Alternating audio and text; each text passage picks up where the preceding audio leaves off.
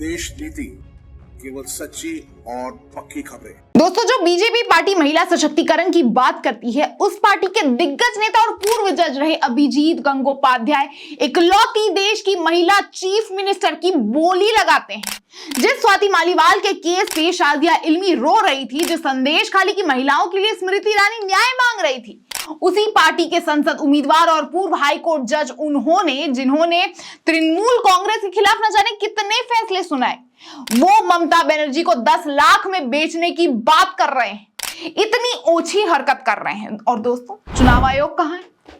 पूरे देश में 29 राज्य और 9 यूनियन टेरिटरीज है और बस एक महिला मुख्यमंत्री है। और उस इकलौती महिला मुख्यमंत्री के बारे में भी आप देखिए, भाजपा के नेता किस तरह की ओछी भाषा का प्रयोग कर रहे हैं। आप देखिए, ये द टाइम्स ऑफ इंडिया की रिपोर्ट है, लिखा है एक्स जज BJP pick on Mamata, what is your price ₹10 lakh, I suspect if she is a woman at all. मतलब पूर्व जज और भाजपा नेता के ममता पर निशाना साधते हुए कह रहे हैं कि आपकी कीमत क्या है, 10 लाख रुपए। मुझे संदेह है कि क्या वो एक महिला भी है। दोस्तों, इतनी अभद्र भाषा का इस्तेमाल करते हुए ये नेता कभी जज थे, अभी ही बीजेपी पार्टी में आए हैं, जिसने जज रहते भी तृणमूल कांग्रेस के खिलाफ कितने फैसले सुनाए।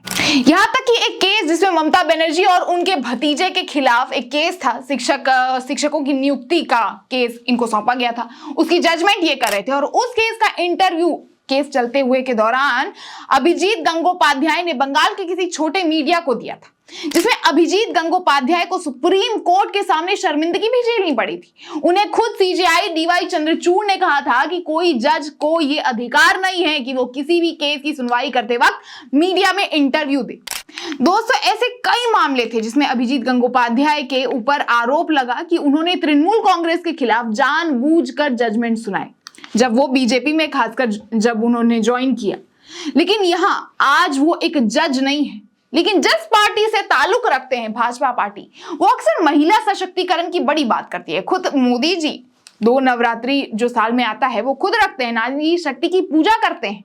लेकिन उन्हीं के पार्टी के नेता जो पढ़े लिखे हैं, वो एक सिटिंग सीएम के बिकने जैसे शब्द, मतलब आप कितने में बिक रही हो, ऐसे शब्दों का प्रयोग करते हैं। पूर्वी मिदनापुर के चैतन्यपुर में एक चुनावी रैली में कहा कि तृणमूल का कहना है कि भाजपा की संदेश खाली उम्मीदवार रेखा पात्रा को 2000 रुपए में खरीदा गया था।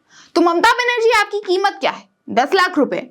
अभिजीत गंगोपाध्याय जो खुद एक जज रहे हैं दोस्तों, उन पे इलेक्शन कमीशन के में जो है कंप्लेन दर्ज किया गया है। चुनाव आयोग ने उन्हें नोटिस भी भेजा है, लेकिन उसके बाद क्या अब स्मृति ईरानी इनके लिए कुछ बोलेगी?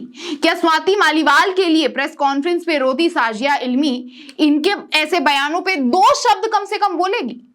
क्या भाजपा महिलाओं को सामान या कोई चीज समझता है जिसे खरीदा या बेचा जाता है? संदेश खाली का सच खुद भाजपा के कार्यकर्ता ने खोला था, उसका पोल खोला था, कैसे शुभेंदु अधिकारी का ये सारा मास्टर प्लान था और संदेश खाली महिलाओं से अनजाने में खाली पन्ने पर साइन लिया गया था। भाजपा नेता अभिजीत गंगोपाध्याय ऐसे बयान दे रहे हैं, लेकिन क्या अभिजीत गंगोपाध्याय अपने पढ़ाई लिखाई और कानून को पूरी तरीके से भूल चुके हैं? वही राज्य की यानी पश्चिम बंगाल की फाइनेंस मिनिस्टर चंद्रिमा भट्टाचार्य ने इस बयान के बाद कहा कि उन्होंने इस तरह के अपमानजनक शब्दों का चयन करके शालीनता की सभी सीमाएं पार कर दी है। लोगों ने आपको यानी गंगोपाध्याय को एक इंसान के रूप में देखना ही बंद कर दिया है। हमें नहीं लगता कि इस तरह के शब्दों का इस्तेमाल कोई सभ्य व्यक्ति जो है कर सकता है। साथ ही पता लगाने पे यह भी पता चला दोस्तों कि तृणमूल कांग्रेस ने रेखा पात्रा के 2000 में बिकने जैसा कोई भी बयान नहीं दिया था। दोस्तों, मामला अब भी अंडर कस्टडी है, इसलिए बिना सारी बातें जाने हम कुछ कमेंट नहीं कर सकते हैं संदेश खाली के ऊपर। लेकिन जब ये मैं बतौर पत्रकार जानती हूं, तो क्या इस बात को एक पढ़ा लिखा रिटायर्ड जज नहीं जानता होगा? हालांकि आपको मोदी जी का भी एक बयान याद होगा दोस्तों, 2019 का। सम्माननीय आदरणीय दीदी,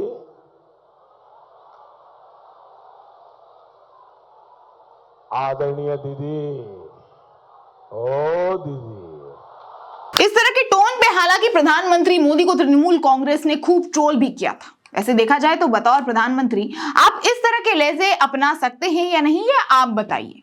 लेकिन क्या कोई भी देश का कोई भी इंसान दोस्तों एक सिटिंग सीएम को भूल जाइए किसी भी महिला के लिए ऐसे शब्दों का प्रयोग कर सकता है जैसे बीजेपी सांसद उम्मीदवार और पूर्व जज अभिजीत गंगोपाध्याय कर रहे हैं? क्या ये एक प्रतिनिधि को इस कदर का मानसिकता का होना जनता स्वीकार करेगी? दोस्तों क्या आप एक ऐसा नेता पसंद करेंगे जो एक महिला को सम्मान तो छोड़िए उसे इंसान भी नहीं समझता हो, मानो खरीद बेच का कोई सामान हो? क्या हम पूरे देश को मणिपुर जैसा बनाना चाहते हैं या वो देश बनाना चाहते हैं जो देश की सम्मानित बेटियां पहलवान बेटियों के साथ हुए अन्याय का प्रतीक बनाना चाहते हो?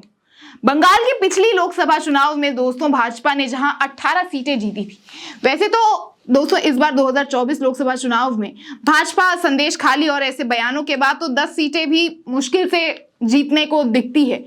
जहां पिछले लोकसभा सीट में वहीं तृणमूल कांग्रेस ने सबसे ज्यादा सीट बंगाल में जीती थी 22 सीटें, वहीं इस बार भाजपा के ऐसी हरकतों से कहीं ना कहीं तृणमूल कांग्रेस को कुछ हद तक मुनाफा भी हो सकता है। बाकी आप क्या कहना चाहेंगे दोस्तों अभिजीत गंगोपाध्याय के ऐसे तुच्छ बयान पे जो एकलौती महिला मुख्यमंत्री को खरीदने की बात कर रहे हैं? अपनी राय हमें कमेंट सेक्शन में जरूर बताएं।